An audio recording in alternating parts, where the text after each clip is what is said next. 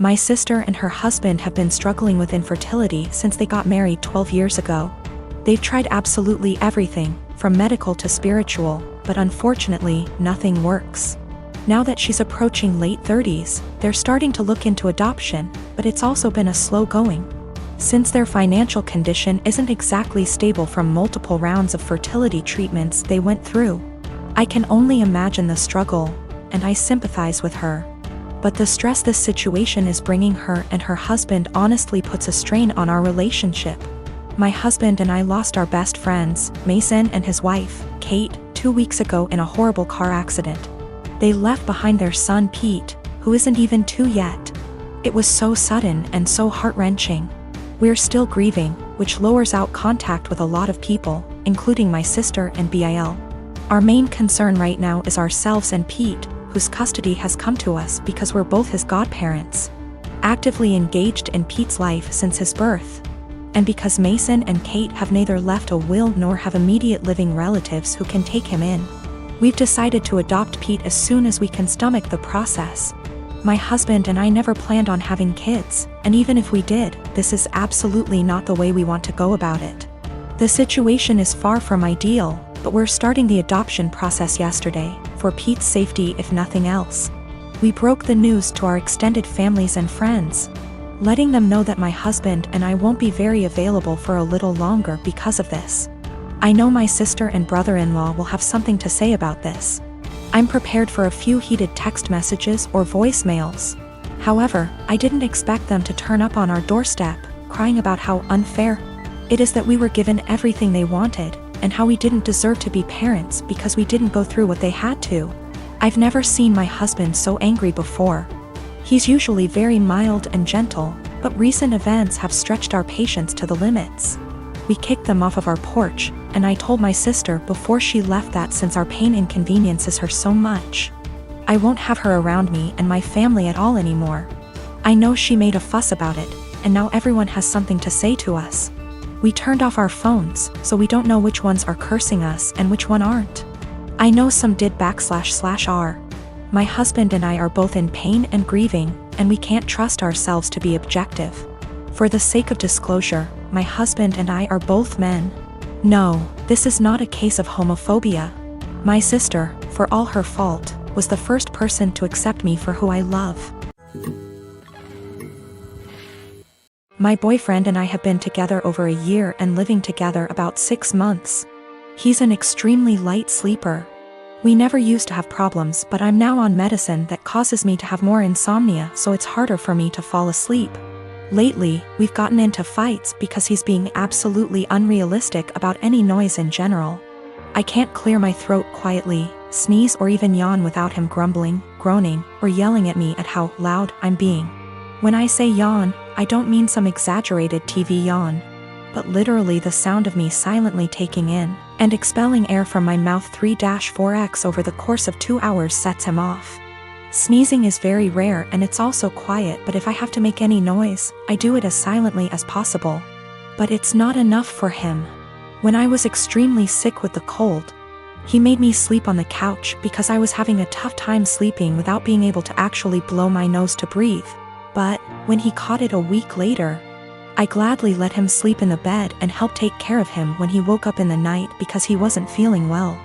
I've argued with him multiple times that it's unfair for him to expect absolute silence and be mad over the air he hears from a yawn, but he just shuts me down and tells me to be quiet because I've disturbed him from being right on the edge of sleep.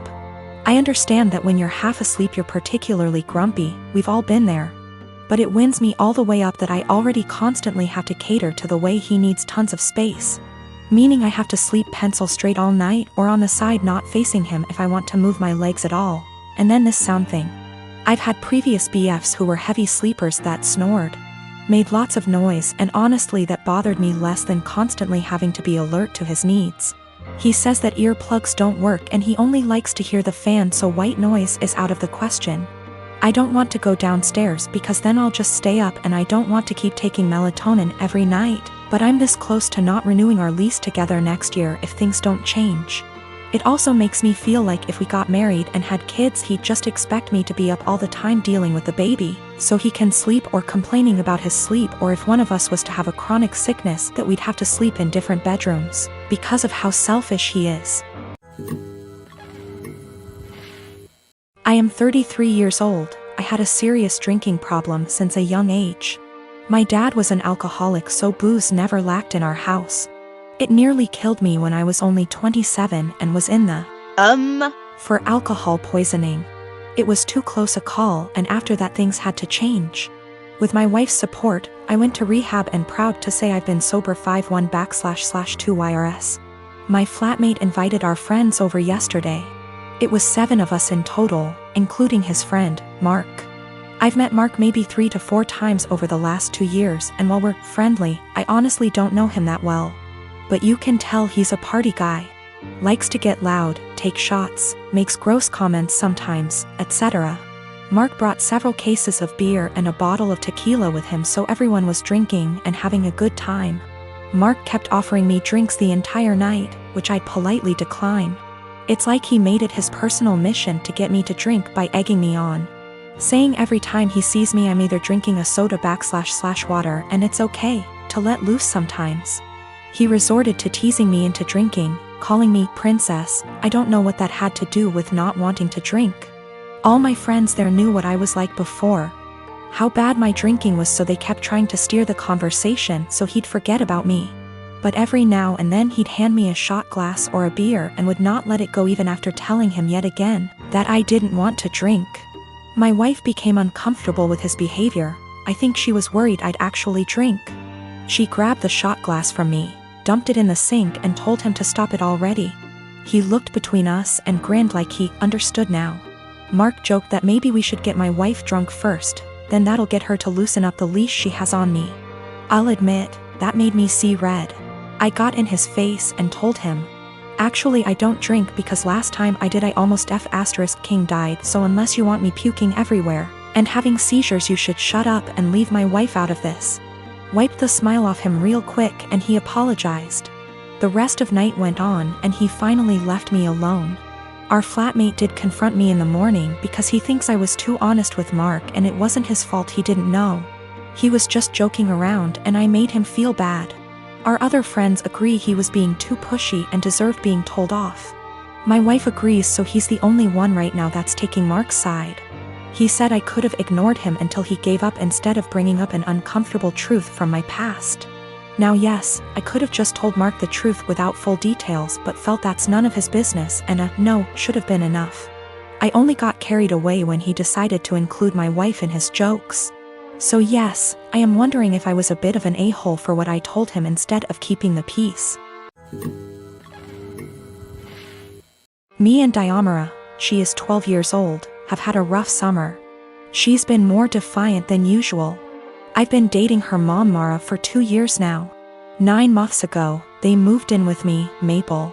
Both Dio and Mara have an on-again/off-again relationship with Dio's dad, Dionysus. He's pretty much never paid child support, comes and goes as he pleases into Dio's life. Typical shitty-ass part-time dad.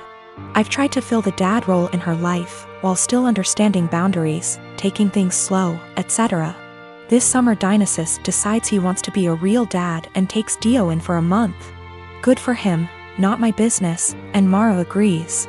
When Dio came back home because school started, she was a lot different. Really mean to me, very dismissive. A few days ago she got caught shoplifting at the mall. Security took her in, then called Mara, who didn't answer, then called Dionysus, who didn't answer, and finally me. I answered. They told me I had to pick her up or she'll be handed over to juvenile. I didn't say anything to her while I picked her up. I apologized to security, apologized to the store. I even tipped the security guards plus the store employees because it's up, they had to deal with that. I assured them Dio would be punished appropriately. I'm speaking to her in a strong, affirmative voice while we're in the car. Not yelling, but in a fatherly tone, I suppose. I'm telling her how up it is to steal, and how I don't with thieves, and how I absolutely don't voluntarily. With any kind of police, so I don't appreciate any of this, nor will I accept it in my house. She snaps back that I'm not her dad, so don't ever tell her what to do. From now on, if I want to tell her something, I need to clear it with her real father first. That killed my soul. For the past year or so, I've treated her as my own daughter. I've paid for their housing, I've paid for her mom's car, her schooling, her food, everything. Her bio dad dropped $100 check off one time in the past year.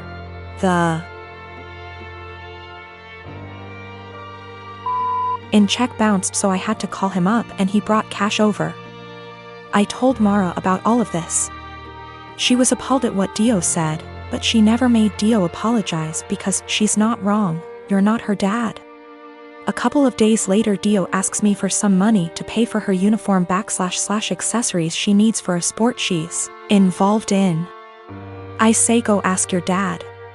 She scoffs and says her dad doesn't have the money for it, so I have to pay for it. I tell her, I'm not her dad, so don't ever tell me what I have to pay for. She cried to Mara, who tells me I'm not being an adult about the situation.